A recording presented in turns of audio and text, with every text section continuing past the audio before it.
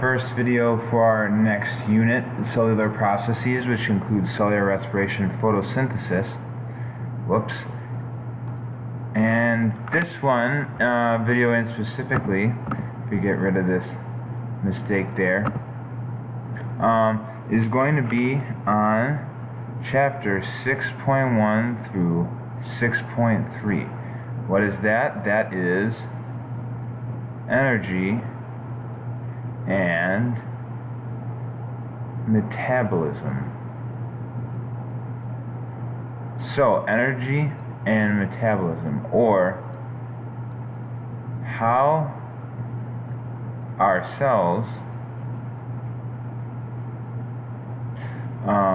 acquire and use energy.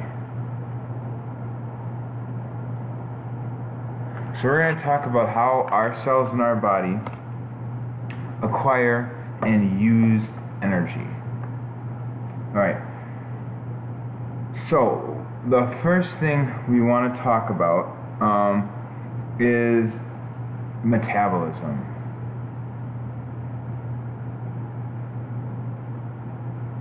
And in specific things called metabolic pathways. And this is basically how your body breaks down and creates molecules.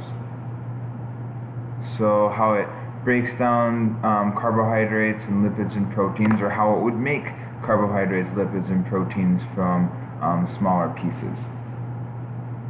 And if we were going to make kind of a diagram that illustrates the metabolic pathways that happen in your body, we might start out with substance A.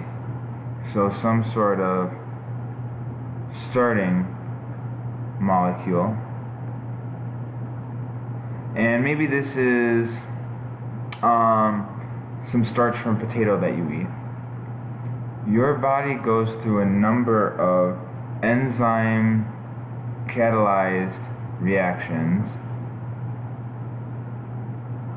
to turn that starch into smaller molecules, or to take it into, build it into a larger molecule.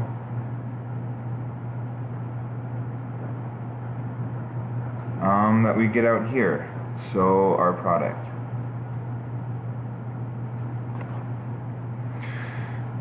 So if we start with a molecule, your body uses several steps, and it could continue on ... The same thing, more enzymes could repeat until you get a product out. So it's usually, if you like eat a potato and you're taking that starch and turning it to glucose, it's usually not just one step. There are several steps, each that have a specific enzyme that catalyzes the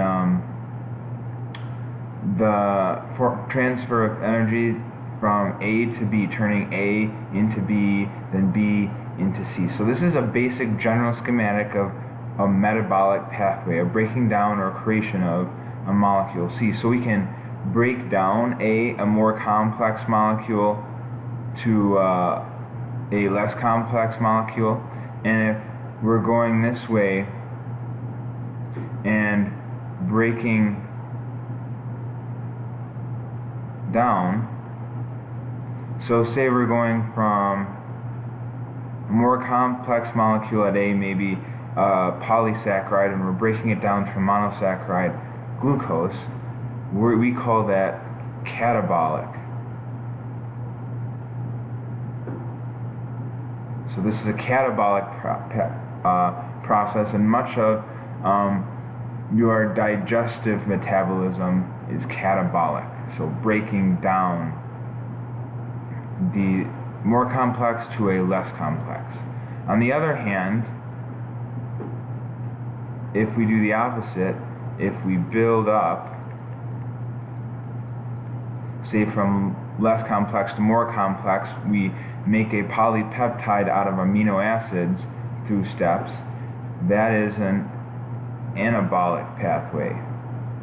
Anabolic. So, protein synthesis is an anabolic process. It builds more complex molecules out of less complex molecules.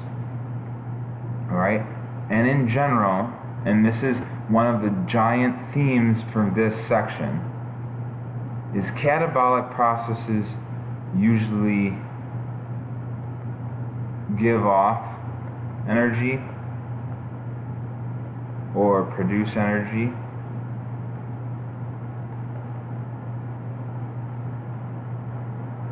and anabolic processes usually require energy.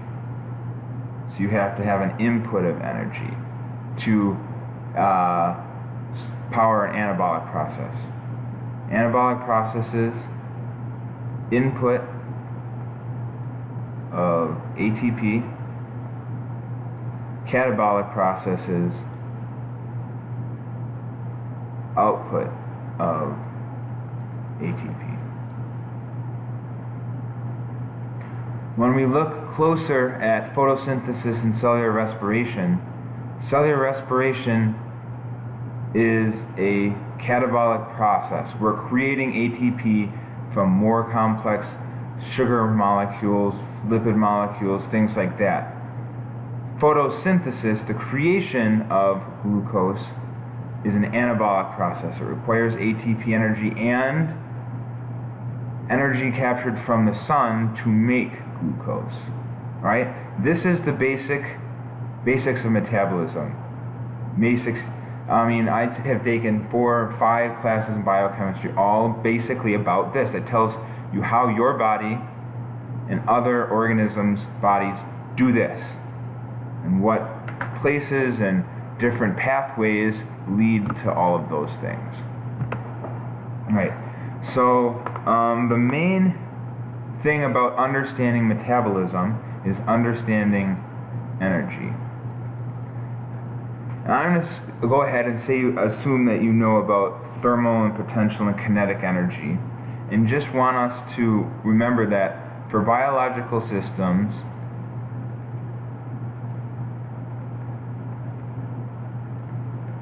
it's all about chemical energy. So the energy in all the bonds and all the molecules in our body that are broken apart, ATP put back together, lipids, proteins, things like that, represent biological chemical energy. So potential chemical energy stored in bonds, releasing energy when they form, costing energy to break them, things like that. So the thing about energy is that in order to build things up or break things down, we require energy. And the most basic form of energy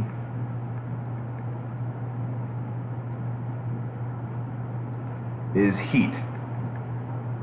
And thermodynamics is the science basically of studying energy transfer when it's at its most basic, at heat. So to really understand how energy is transferred and transformed in biological systems, we have to understand heat, we have to understand thermodynamics. Right? And thermodynamics kind of says 2 things. It has a first law and a second law. The first one basically said we can't make energy from nothing, and we can't destroy energy.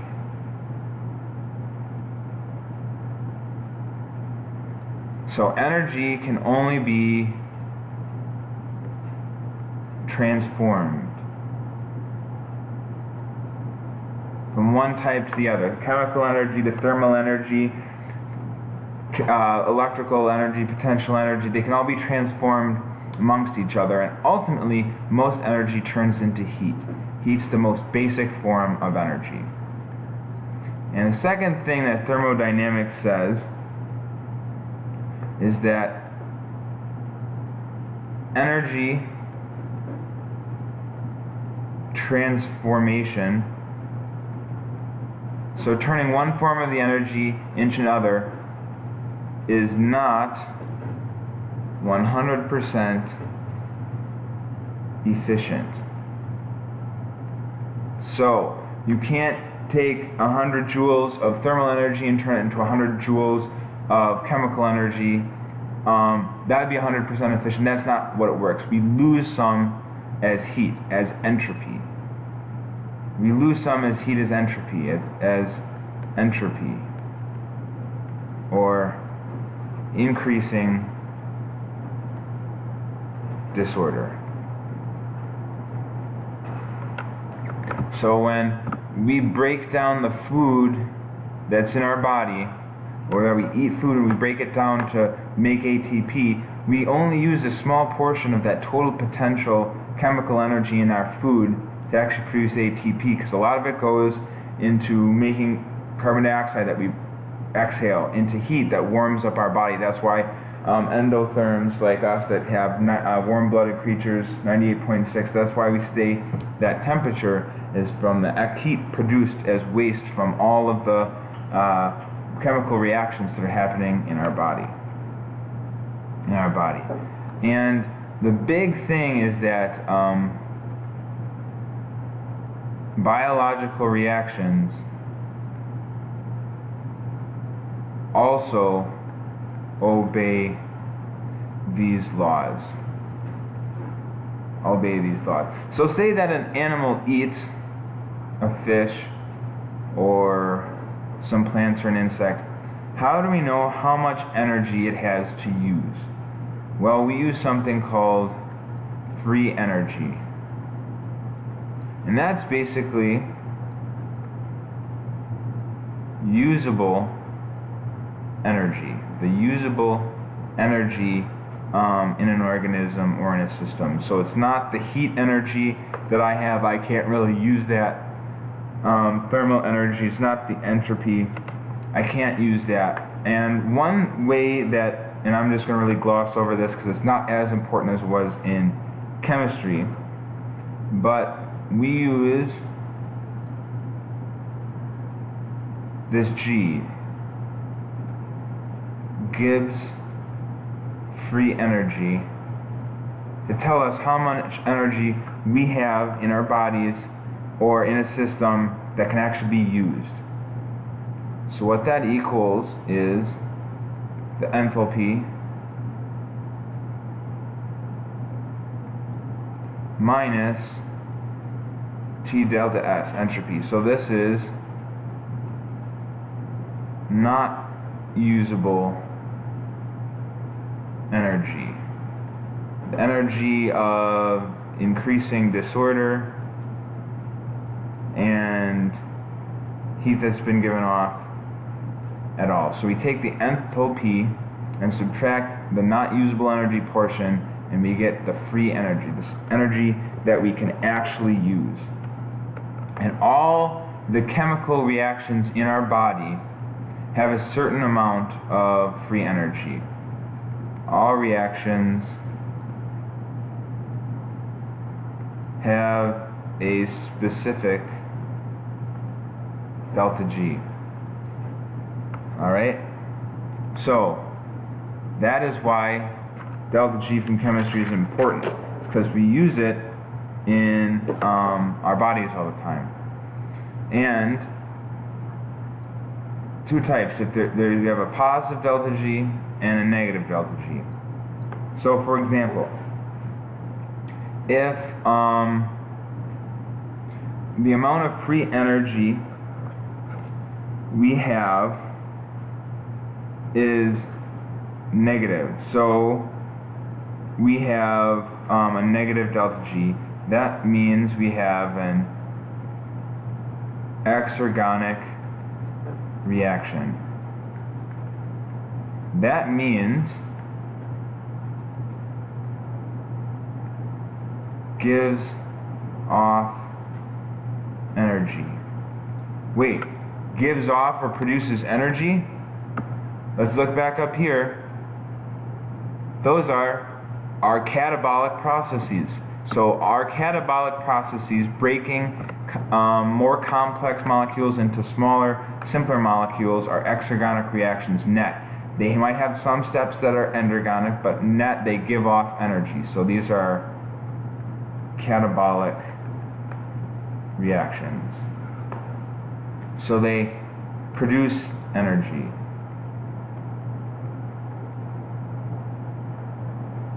Reactions that have a positive delta G are endergonic. They require energy input. Those are anabolic reactions. Example here, big example, photosynthesis. Big example here, cellular respiration. Photosynthesis, cellular respiration. Really, really basic. I feel like a lot of people talking about thermodynamics don't really understand exactly what it is and exactly how it applies to biological systems. This is the nuts and bolts of it.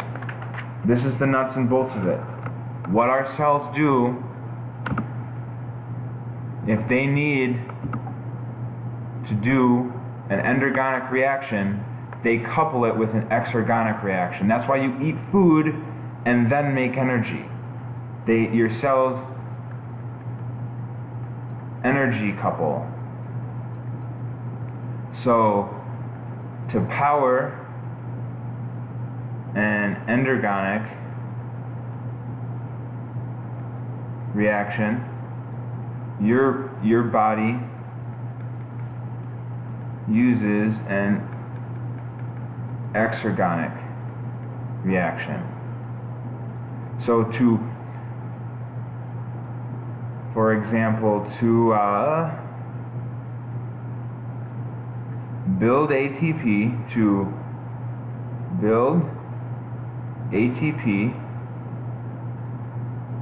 your body must break down food. To make ATP out of ADP, it takes energy. Your body breaks down food to get that energy to build it. This is all starting to make sense, I feel like. Kind of these small stepping stones. Making ATP takes the energy we get from breaking down food. Breaking down food. And exergonic reactions are sometimes called spontaneous, because they can happen without an input of energy. Alright, awesome. Alright, and the last thing that we're going to talk about is ATP.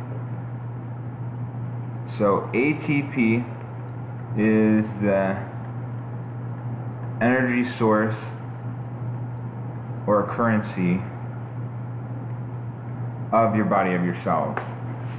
And its structure basically has 3 phosphates that are linked together like this, that are attached to a ribose sugar,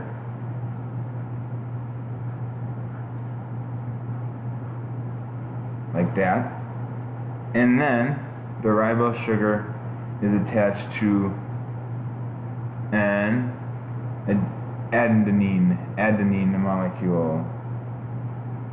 Kind of having a little bit of a speaking problem this morning. So this is ATP. This is what it looks like. And it provides energy. Well, how does it provide energy? Well, if we supply it with water, it will go through a hydrolysis reaction. It's going to break off one of those phosphate groups. So then we have a phosphate molecule, and then this part that's left over is ADP, adenosine diphosphate. So whenever we use ATP to make energy, this is what's happening. a hydrolysis reaction, adding water, breaking off one of those phosphates. We get this phosphate left and ADP, and this is exergonic. It releases energy. To break it down, releases energy. To put this phosphate back on, it takes energy. Releases, takes, releases, take. Really easy going back, positive, negative, delta G. Positive, negative, delta G. So, how is that useful? Well, let's look back at cell signaling. Cell signaling for a second. Alright, we'll draw, like, we have ATP plus H2O up here, and then we have ADP plus our phosphate down here. To go from ADP, make this a proper D, plus a phosphate, that requires energy. To go from, what am I doing? ATP, holy schmolies, plus water, hydrolysis reaction, breaking it down, that gives off energy. Alright, just wanted to have that out real quick. How this works in most of our cells, so for things like membrane pumps, or in cell signaling, or in cell movement, what happens is we have a starting molecule. So maybe an active protein kinase in cell signaling.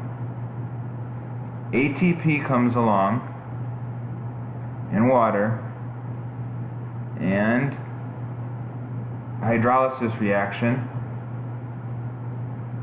turns into ADP plus phosphate, releasing energy. This phosphate gets stuck on that kinase and it becomes active.